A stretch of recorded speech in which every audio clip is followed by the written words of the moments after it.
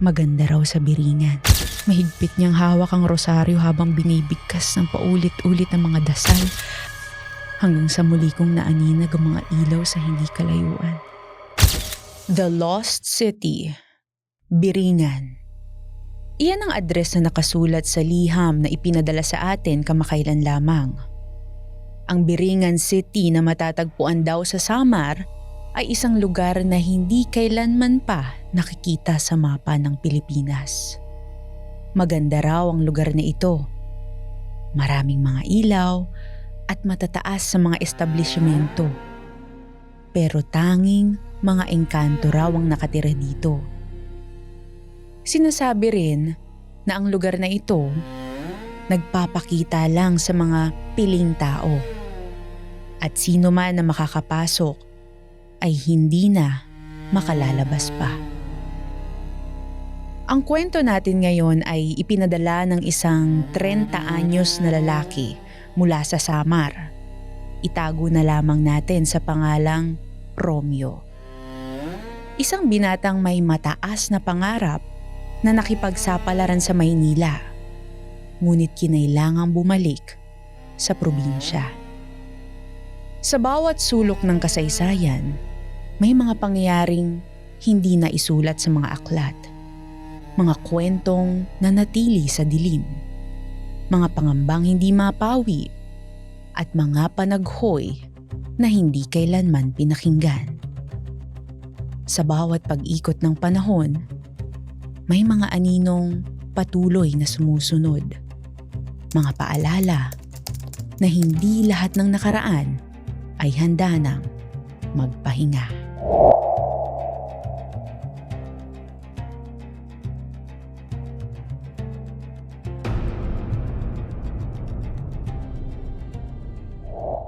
Miss Camille, itago niyo na lamang ako sa pangalang Romeo. Hindi ko alam kung paano magsisimula. Hindi ko rin alam kung paano ko ipapaliwanag. Pero gusto kong ikwento ang mga nangyari sa akin sa Biringan City. Akala ko dati kwento-kwento lang ang tungkol sa lugar na ito.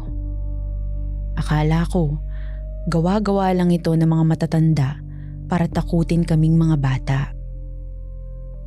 Hindi ako naniniwala dahil hindi ko pa naman nakita kahit kailan. Pero ngayon, hindi ko na alam kung ano ang dapat kong paniwalaan. Umuwi ako ng Samar galing Maynila dahil sa pagpanaw ng pinakamamahal kong lola. Siya ang nag-alaga sa akin nung bata pa lamang ako. At alam kong paborito niya ako sa lahat ng kanyang mga apo. Ako kasi ang unang lalaking apo.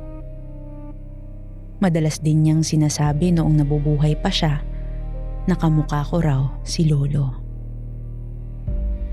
Naalala ko tuloy kung paanong ngumingiti na lang ako sa tuwing nagkukwento si Lola tungkol kay Lolo. Hindi ko naman kasi inabutan si Lolo. Tanging sa mga kwento lang ni Lola ko, siya nakilala. Maaga siyang nawala. Ang sabi ng iba, inatake raw sa puso habang nasa kagubatan. Pero sabi ni Lola, kinuha raw si Lolo ng mga engkanto sa isang lugar na tinatawag nilang Biringan City. Nung bata ako, takot ako kapag nababanggit yan ni Lola. Kaya hindi ako kailanman naging pasaway at naglaro sa malayo. Pero nung tumatanda na ako, ginusto kong mag-aral sa Maynila. Unang beses akong lumayo noon mula sa pamilya ko hanggang sa doon na rin ako nakahanap ng trabaho. Marami sa mga pananaw at paniniwala ko ang nabago. Kasama na rito ang takot ko sa kwento-kwento ni Lola na Biringan City. Kaya na makabalik ako uli sa Samar, alam kong marami nang nagbago sa akin at sa lugar na kinalakihan ko. Mabigat sa puso ko na wala ako sa tabi ni Lola sa mga huling sandali ng buhay niya. Sabi pa nila, palagi raw niya akong hinahanap. Nagsisisi ako na kung kailan huli ng lahat, saka lamang ako nakauwi. Pero bukod sa pagluluksa, dito na rin nagsimula ang mga kababalaghan sa buhay ko. Sa unang gabi ng burol ni Lola, maraming mga bisita ang walang sawang nakikiusyoso sa buhay ko. Napakarami nilang mga tanong at opinyon tungkol sa akin na hindi ko naman hinihingi at kailangan. Malalim din ang tingin sa akin ng isang matandang kapitbahay namin na si Aling Presi. Halos kasing tanda siya ni Lola. Maya-maya lamang ay lumapit siya sa akin. Bigla na lang niya akong sinabihang mag-iingat palagi. Hindi ko maintindihan kung bakit nasabi yun ni Aling Presi. Lumabas na lamang ako sa bakuran namin para maglakad-lakad at makalanghap ng sariwang hangin. Ilang sandali lang, may naaninag akong ilaw mula sa likod ng mga puno sa kabilang kalsada. Sinubukan kong tanawin pa ito mula sa malayo pero may narinig akong mga kaluskos sa halaman. Hahawiin ko sana ang mga halaman para silipin ito pero isang itim na pusa ang mabilis na tumakbo papalayo. Sa muling paglingon ko sa mga puno, wala na ang mga naaaninag kong liwanag sa malayo. Sakto ay tinawag na ako ng pinsan ko pabalik sa amin. Tinanong ko pa siya kung meron bang mga bahay na bagong tayo sa gawing iyon ng kagubatan. Nagkibit balikat lamang siya at sabay sabing wala naman daw. Biniro niya ako na baka biringan na raw ang nakita ko pero hindi ko na lamang siya pinansin. Pagbalik ko sa burol, abala pa rin ang lahat sa kani-kanilang mga ginagawa at kwentuhan. Biglang sumigaw si Aling Presi habang nakatingin sa akin. Wala raw akong anino pagpasok sa gate ng compound namin. Tumapat akong muli sa ilalim ng ilaw at nakita naman ng lahat ng anino ko. Nakita kong bakas sa mukha ni Aling Presi ang magkakahalong takot, pagkabahala at pag-aalala. Pero naisip ko na lang na baka nagkamali lang ang matanda. Pumasok na ako sa bahay para maligo at magpahinga dahil galing pa rin ako sa mahaba-habang biyahe.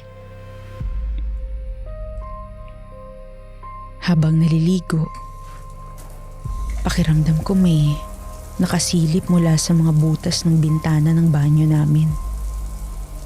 May naririnig din akong mga sutsot sa labas. Psst.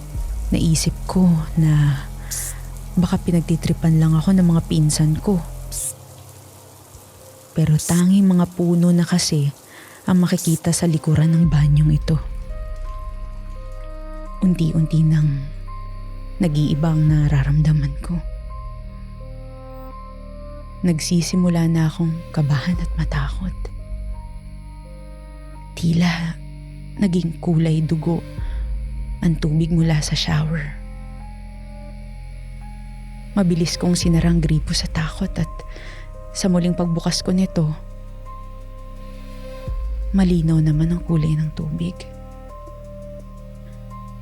Napabuntong hininga na lamang ako. Naisip kong dala na lamang din siguro ito ng pagod kaya kung ano-ano ang nakikita at naririnig ko.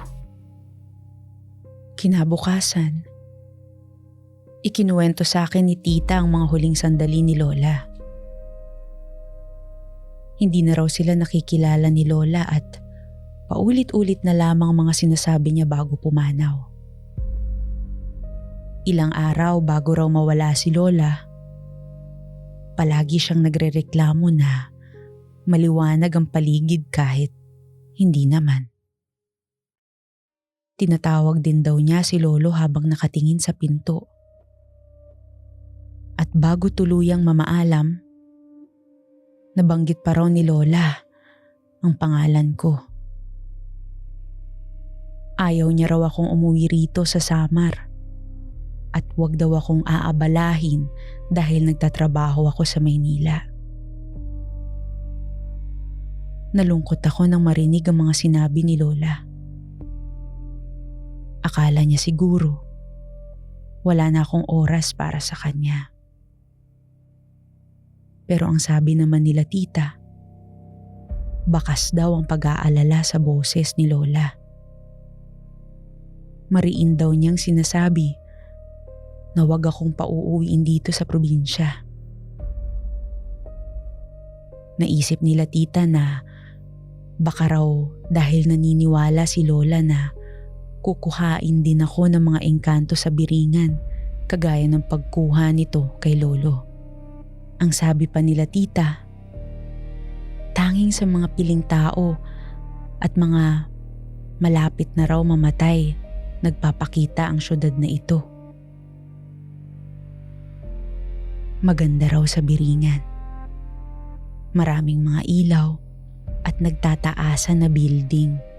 Bagay na pinangarap kong puntahan noong bata ako bago mapadpad sa Maynila.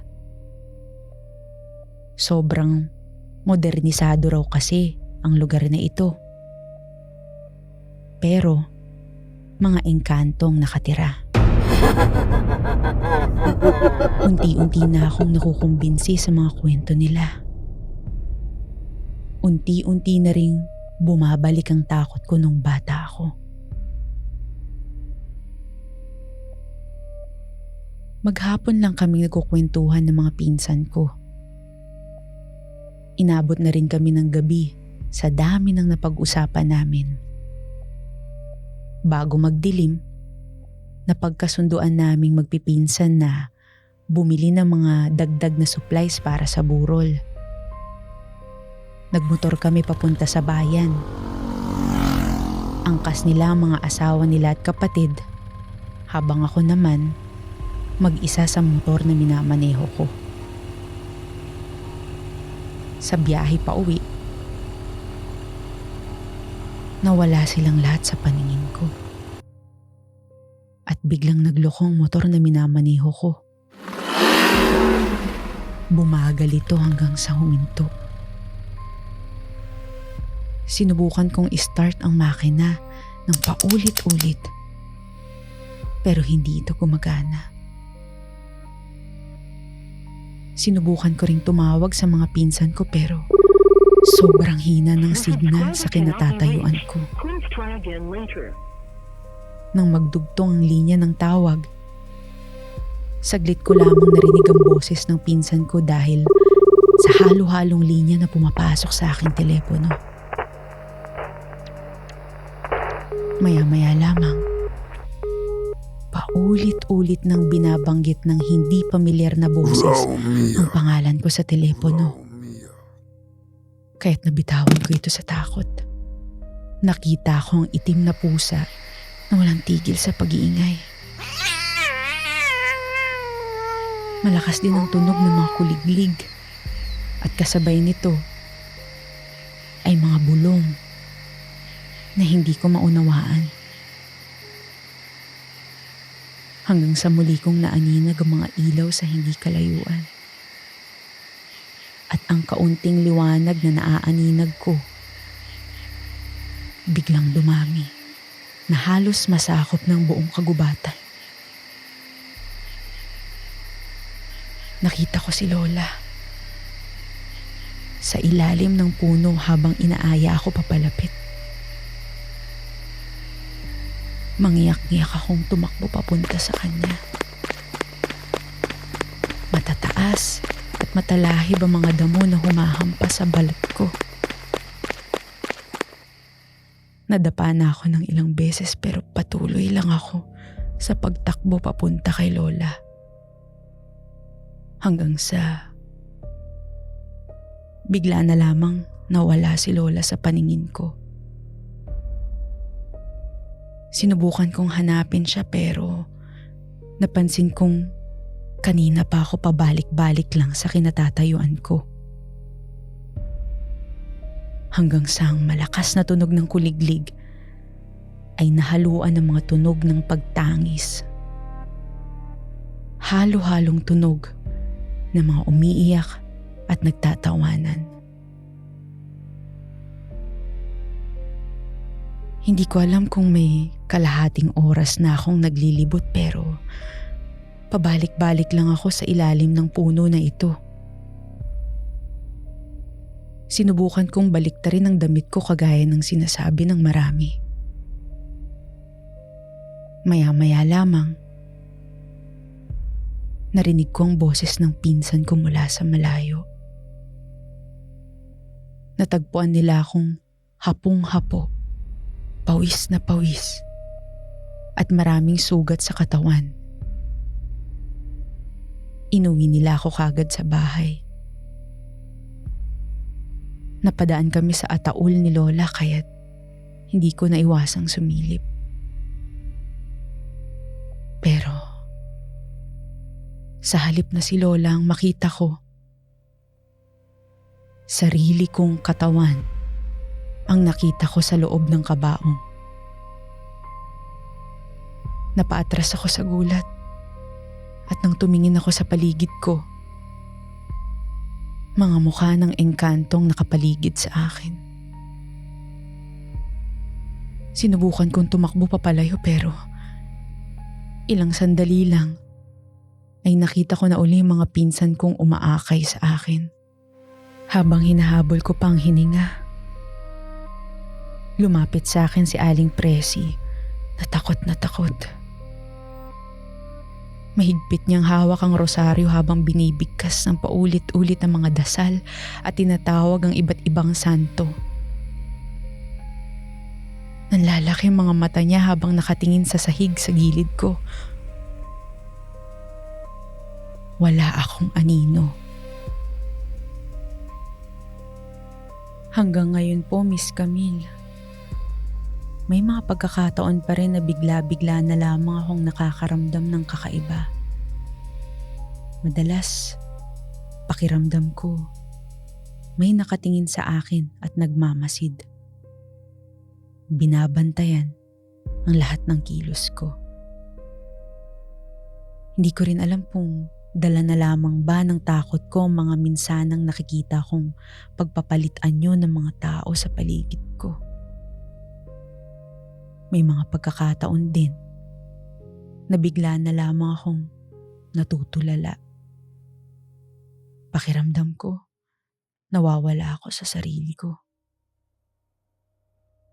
Sabi pa nila tita, may mga ginagawa raw akong kakaiba kahit na hindi ko naman maalala. Nitong isang araw lang, sinabuyan ako ni Aling Presi ng asin para tuluyan na raw makalabas ang kaluluwa ko mula sa Biringan City. Hindi ko na alam ang gagawin ko. Pero salamat po, Miss Camille, sa pagbabahagi ng istorya ko. At sana, makahanap na rin ako ng sagot sa mga kababalaghang nangyayari sa buhay ko. Kung minsan, ang mga akala nating kwento-kwento lamang ng kababalaghan, maaari pala talagang may pinagmulan. Hindi masama kung maniniwala tayo o susunod sa mga sabi-sabi para hindi tayo maligaw sa mga hindi pamilyar na lugar.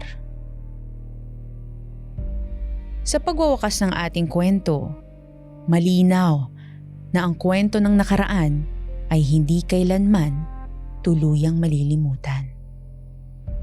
Hindi lamang ito binubuo ng mga nakasulat sa aklat, kundi ng mga panaghoy na naghihintay mapakinggan. Muli, ako si Camille Peng at ito ang Panaghoy.